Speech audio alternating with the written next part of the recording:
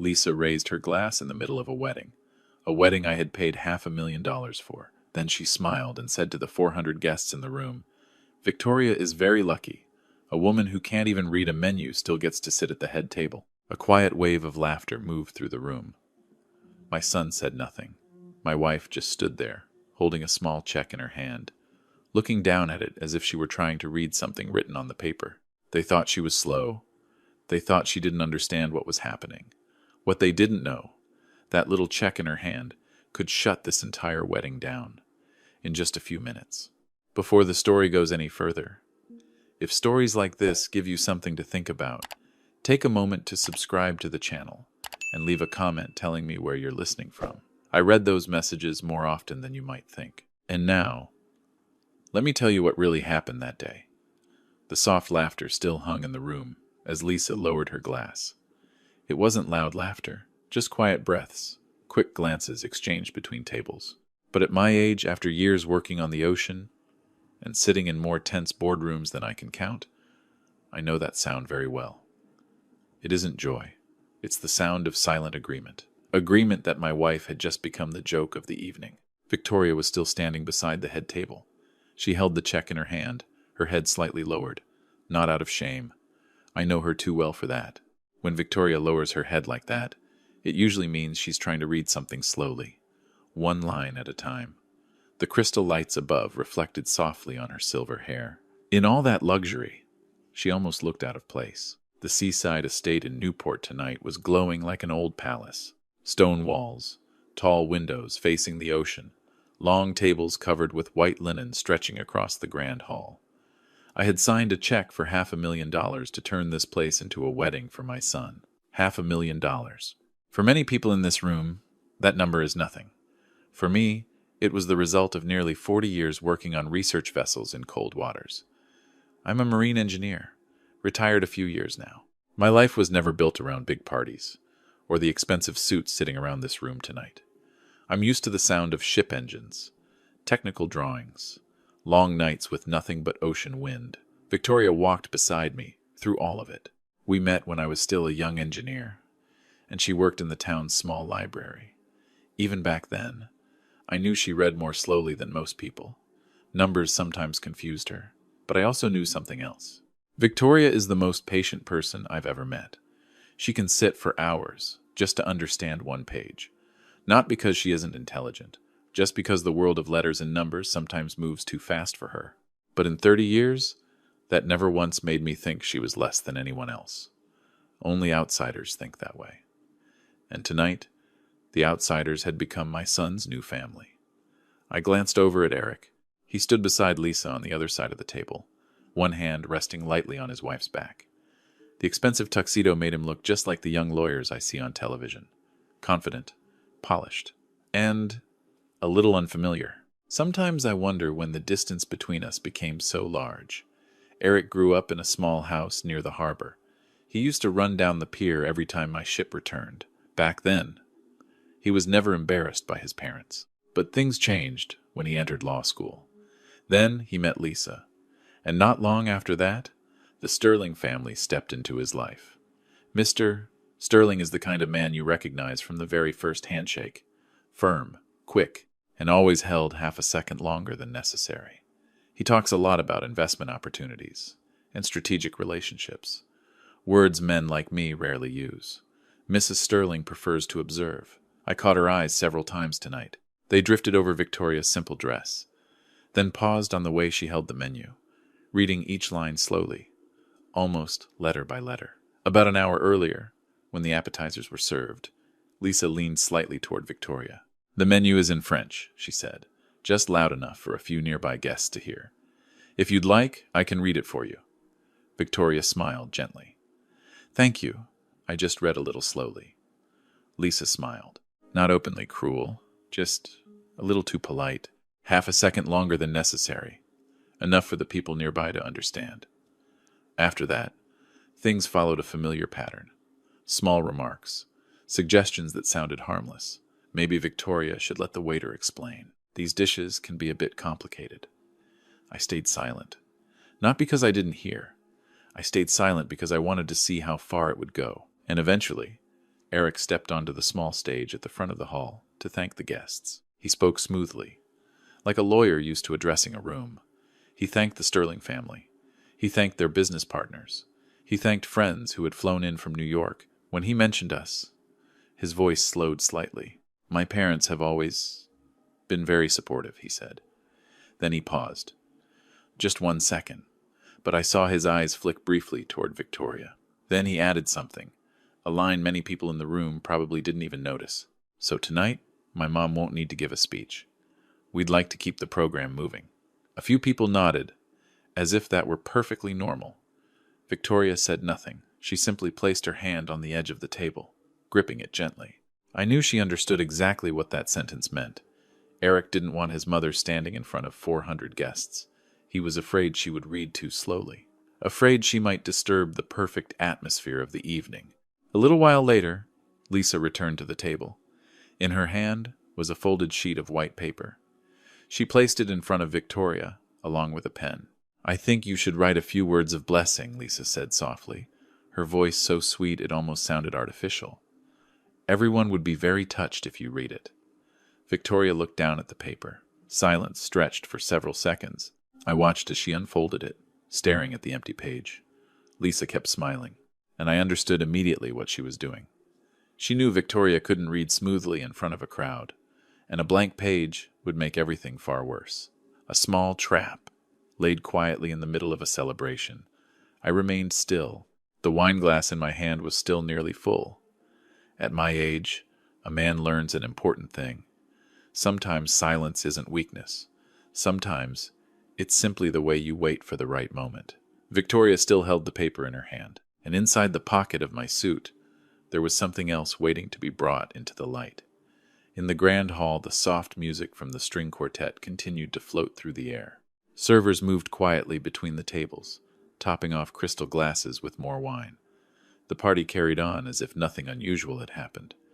But I noticed something else. More and more eyes were drifting toward our table. Curiosity spreads quickly at gatherings like this. Victoria set the blank paper down, then gently pushed the pen aside.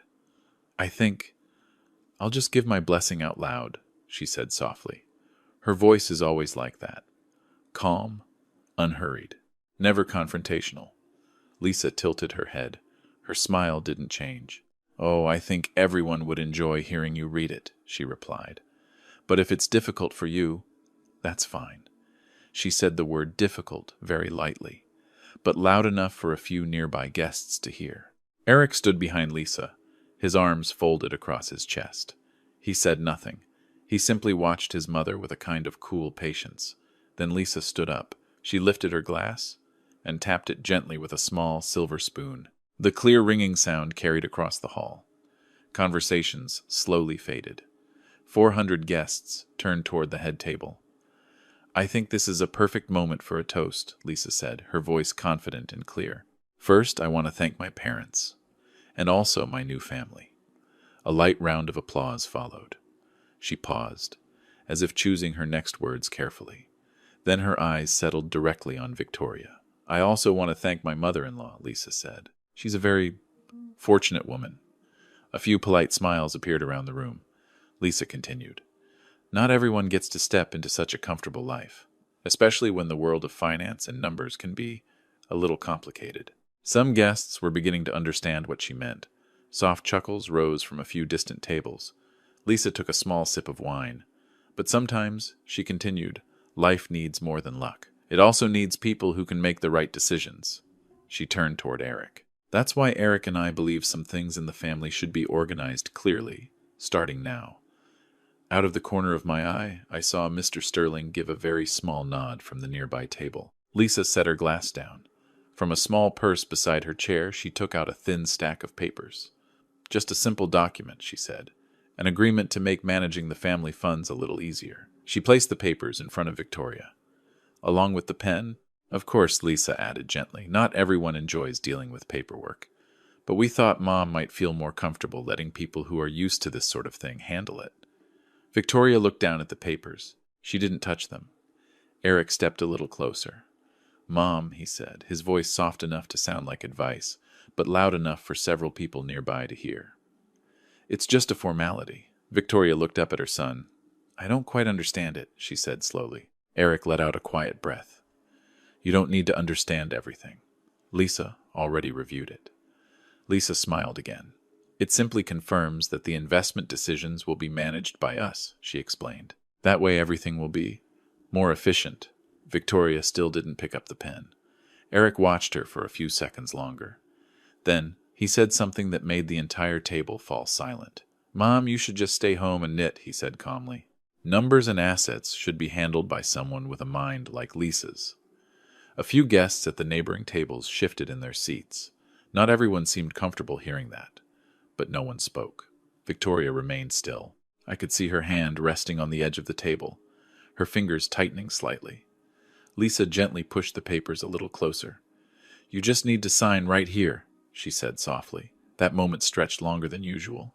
I looked around the hall. 400 people, crystal chandeliers, soft music, and in the middle of it all, my wife was being asked to give up control of her own life, at a celebration I had paid for. I set my wine glass down. The sound of glass touching the table was very small, but Victoria looked up immediately. She looked at me. No words were needed. We have lived together for more than 40 years. One glance is enough. I stood up. My chair moved softly across the stone floor. A few nearby guests turned to look. Eric looked at me too. Dad, he said quietly, a hint of warning in his voice. There's no need to make a scene. I adjusted the cuff of my jacket.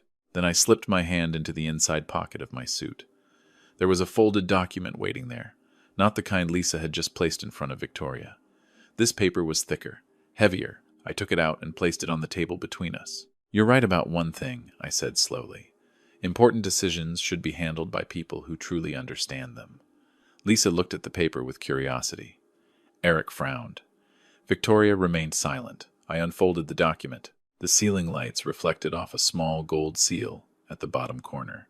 A few guests at the nearest tables leaned closer, trying to see.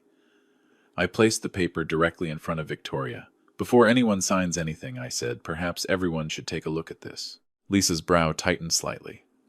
What is that? She asked. I looked straight into her eyes. It's not the check, I said.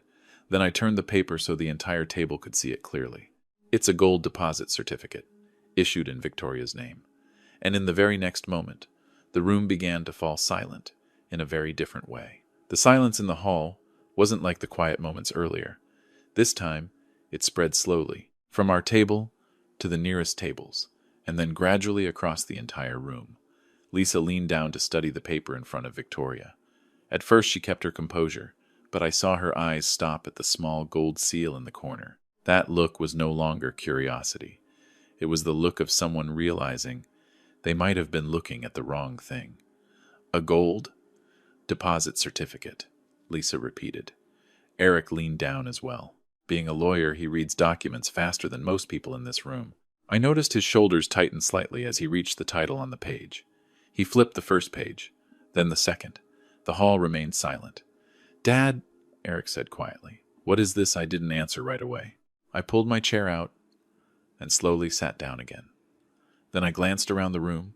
Some guests had already half risen from their seats, trying to get a better look. This is a gold deposit account opened 30 years ago, I said. At the time, I was still working on a survey vessel in the North Atlantic. Mr. Sterling frowned. I don't believe this party needs a discussion about finances, he said, his voice a little sharp. I turned toward him. You're right, I replied calmly. But since your daughter just placed a financial document in front of my wife, I think clarity is fair. Lisa was still staring at the paper. But what does this have to do with managing the family fund? She asked. I folded my hands on the table. The family fund you just mentioned, I said, isn't in my name. Lisa looked up. Eric did too. I turned toward Victoria. She had been sitting quietly this whole time. Her eyes moved slowly across the document again, the same careful way she reads everything in life. I rested my hand on the table. 30 years ago, I continued, I transferred my largest investment into Victoria's name. A few people at nearby tables began whispering. Lisa let out a small laugh. A stiff one. You mean, she holds it for you? I shook my head. No. I turned the paper slightly so the light would clearly show the seal and the line beneath it. She owns it. Eric flipped to the last page. That was where the total value of the deposit was listed, updated to the current market. I watched the color slowly change in his face. That can't be, he whispered. Lisa immediately pulled the document closer to herself. She read faster, then read it again. This number is $65 million, she asked, her voice no longer steady. I nodded. Approximately. No one laughed anymore. At the next table, Mrs. Sterling set her wine glass down a little too hard. Wait a moment, she said. I thought you were the one who owned most of the family assets. I looked at her. That's what many people assume. Another silence followed. But this one felt heavier. Lisa placed the paper down very slowly. Then she looked at Victoria, for the first time that evening, with a completely different expression. Victoria, she said, her voice noticeably softer. If there was any misunderstanding earlier, I think we can talk again. I heard a small laugh from a table behind us. Not mocking, just the natural reaction when someone realizes the direction of a situation has suddenly changed. Eric turned toward his mother. Mom, why have you never told me about this? Victoria thought for a few seconds before answering. Because you never asked. The sentence was simple. But Eric had nothing to say after that. Lisa took a deep breath. I think she said perhaps we should review that document from earlier. Maybe there's no need for a signature after all. I tilted my head slightly. You changed your mind rather quickly. Mr. Sterling straightened in his chair. I believe this is simply a misunderstanding, he said. Both our families want what's best for Eric and Lisa. I looked at him for a moment. Then I slipped my hand into my jacket pocket again. Yes, I said. Speaking of misunderstandings, I have something else to clarify. Eric looked at me. Dad, that's enough, he said. I took out my phone, not to call anyone, just to open a recording. The first sound that came from the small speaker was Lisa's voice. After the wedding, everything will be easier. Around the hall, a few guests began turning toward our table again. I placed the phone on the table and raised the volume slightly. Eric's voice came next in the recording. Dad won't agree to that, Lisa answered quickly. He doesn't have to. If Victoria is declared financially incompetent, we can request legal guardianship. The atmosphere in the room changed instantly. Mr. Sterling shot up from his chair. What are you doing? He demanded. I remained seated. The recording continued. A couple of doctors signing the paperwork, and it's done, Lisa's voice said from the phone. After that, Eric manages everything. No one spoke. Eric stared at the phone, as if he had just heard a stranger. Lisa wasn't smiling anymore. Victoria finally closed the certificate. Then she set it gently aside. After that, she opened her small purse. From inside, she took out a thin notebook. The leather cover was worn with age. She placed it in front of Mr. Sterling. I read slowly, Victoria said softly, but I take notes very carefully. She opened the first page. Neat handwriting filled the entire sheet. Over the past 2 years, she said, I've been purchasing some of Sterling Company's debt. Mr. Sterling leaned down to look. Then he fell silent. Victoria turned another page. Actually, she said calmly most of it. Mr. Sterling stared down at Victoria's notebook for a long time. I saw his hand resting on the edge of the table, and then slowly pulling back. The writing inside the notebook wasn't colorful. Just numbers, dates, names of loans, and intermediary companies. But for people who understand finance, those lines were more than clear enough. This can't be correct, Mr. Sterling said quietly. Victoria didn't argue. She simply turned another page. The loan from March last year, she said slowly. Sterling Hospitality Company, $7,200,000. Mr. Sterling swallowed. I remember that transaction, he said. Victoria nodded. The final buyer of that debt was a small investment fund in Boston, she said. But that fund is managed by me. A few guests began, leaving their seats, stepping closer. Curiosity at large parties is always stronger than politeness. Lisa stood beside the table, both hands gripping the edge of her wedding dress. What kind of game is this? She asked, her voice no longer calm. Victoria looked up at her. It's not a game, she said gently. Just legal transactions.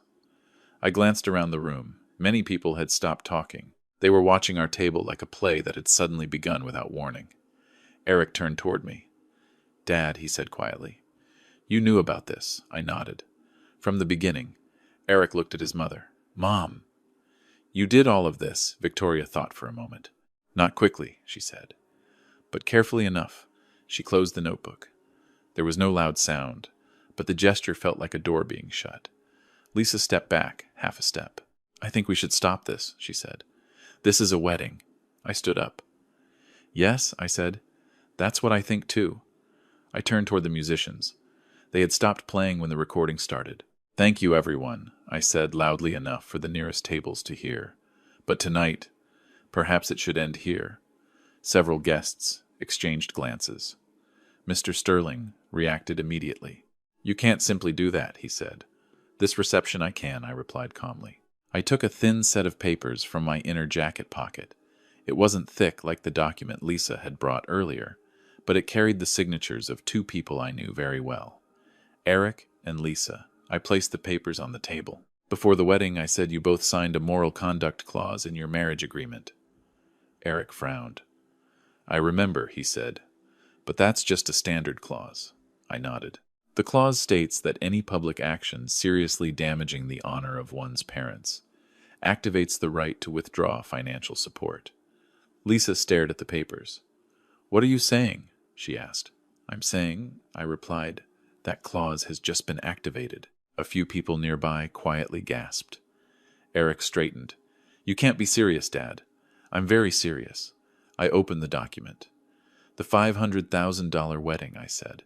The Manhattan penthouse I transferred to you both last year, and the startup investment for Eric's company. I looked directly at my son. All of it will be reclaimed. Lisa laughed, but the sound was short. You're joking, she said. I shook my head. Just then, the large doors of the hall opened. 3 security staff stepped inside. They wore black suits and moved quietly. I had hired them earlier for this evening. Not to cause trouble, just in case. The lead guard approached our table. I'm afraid the reception has concluded, I said to him. He nodded. We'll assist the guests in leaving the premises. Lisa turned to Eric. You have to say something, she whispered urgently. Eric stood still. His eyes moved from the document to Victoria's notebook, then across the room full of guests watching. Finally, he looked at me. You're destroying everything he said. I thought for a few seconds before answering. No, I said. I'm simply closing a door that you chose to open. At the other table, Mrs. Sterling had already stood up. We'll be leaving, she said coldly. Victoria nodded politely. Thank you. Lisa didn't move. She stood in the middle of the hall, in her white wedding dress, but under the lights now the fabric looked strangely pale. You can't do this to us, she said. I looked at her for a moment. You called my wife a fool in front of 400 people, I said. I paused. And you thought there would be no consequences. No one spoke. The musicians began packing their instruments. Guests slowly left their tables. Soft murmurs spread across the hall. A $500,000 wedding ended in silence. Eric was still standing there. I looked at him one last time. You didn't lose everything tonight, I said. Then I turned to Victoria. You just finally understood what you had already lost. The wedding ended faster than any reception I had ever seen. There were no loud arguments, no chaos. Just chairs slowly emptying, one table at a time. The musicians packed their instruments in silence. The servers cleared away half-finished glasses of wine, and the grand hall that had been glowing an hour earlier suddenly felt wide and cold. Victoria stood beside me for a long time. She said nothing as the last guests walked out. I looked down at the table. The gold certificate was still lying there, catching the light from the chandelier. Are you all right? I asked quietly. Victoria thought for a moment. Yes, she said. Then she smiled. Just a little. Actually, I feel lighter. We left the mansion late that night. The wind from the ocean moved across the old stone steps. The sound of waves against the shore was clearer now without the music or the voices of hundreds of people. I paused for a moment before stepping down the last stair. Victoria stood beside me. 30 years ago, I said, when I transferred that account into your name, I only wanted to make sure that if one day I couldn't work anymore, you would still have control of everything. Victoria looked out toward the ocean. I know, she said. I turned to her. You never asked why. Victoria gave a soft laugh. Because I trusted you. We didn't say much on the way home. 6 months later, morning on the bay was very quiet. My small boat wasn't the kind of luxury yacht many people in Newport like to show off. It was just an old wooden boat I had bought years ago, big enough for 2 people to sit, drink coffee, and watch the water. Victoria sat at the front of the boat with a notebook resting on her knees. Not the notebook about the sterling debts. This one was newer. On the cover were simple words, the Victoria Scholarship Fund. I poured more coffee into 2 metal cups. "How many applications now?" I asked. Victoria turned a page. 43, she said. "Most of them are children who struggle with reading and writing." She paused for a moment. "Some of them remind me of myself. When I was young." I handed her the cup of coffee. "Then the fund already means something. After that night in Newport, we didn't sell the mansion. We simply closed it. Part of the family wealth was moved into the scholarship fund. The rest Victoria continued to manage, just as she always had. But she no longer kept it quiet. The fund did not carry my family name. Victoria didn't want that. "This is the children's story," she said, "not ours." The boat rocked gently with the waves. A seagull passed low over the water. Victoria looked down at the notebook once more, then closed it. "Eric sent a letter," she said. I wasn't surprised. I figured he might. Victoria took an envelope from her coat pocket. It had already been opened. "I haven't replied yet," she said. I didn't ask what was inside. After a while, Victoria placed the envelope on the small table between us. "I think I will answer him," she said. "Just not right now." I nodded. "There's no rush." Victoria looked out across the water. "I'm not angry with him anymore," she said. Her voice was calm. "But I don't want things to go back to the way they were." I understood that. Some doors in life don't need to slam shut. They simply close. And people move forward. Victoria took a sip of coffee. "There's one thing I want to tell him," she continued, "that the greatest wealth in a family isn't money." I smiled quietly. "I suppose you'll write that in the letter." Victoria nodded. "I'll tell him. The most valuable thing parents can give their children is gratitude." The sea wind moved across the deck. The scholarship notebook lay open on the table, resting on the very first page. There was a sentence Victoria had written there in careful handwriting. "For those who were once called slow, but never stopped trying." I looked at those words for a long moment. Then I looked at the woman who had sat beside me for nearly 40 years. Many people once believed Victoria was weak. Many believed she was slow. But they were wrong. And sometimes the truth doesn't need to be spoken loudly. It only needs time and a little patience. The boat drifted slowly across the quiet morning water.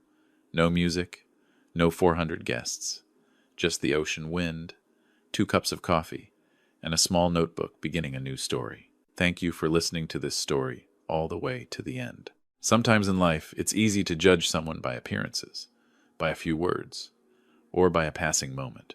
But as the story of Victoria and me has shown, a person's true worth often lives in patience, kindness, and the quiet strength they carry through the years. If this story made you pause and think about family, respect, and gratitude, take a moment to like the video, subscribe to the channel, and share it so others can hear it too. Because sometimes a small story can remind us of the most important thing. Be kind to the people who have quietly stood beside you. Your whole life,